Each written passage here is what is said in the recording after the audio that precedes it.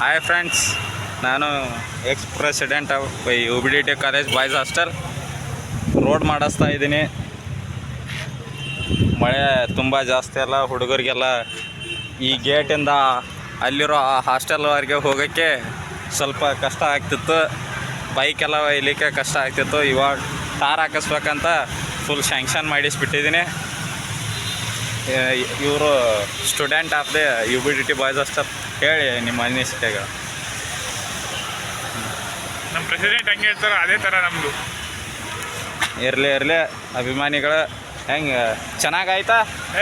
Full ready ಆಗ್ತಿದೆ road ಪೂರ್ತಿ. ಇವರೇ ಸ್ಯಾಂಕ್ಷನ್ ಮಾಡಿಸಿದ್ದಂತೆ ಎಲ್ಲ ಹೇಳ್ತಿದ್ದಾರೆ ಇಲ್ಲಿ ಬಂದು. ಇಲ್ಲೊಬ್ರು ಬಂದು ಸ್ಟೂಡೆಂಟ್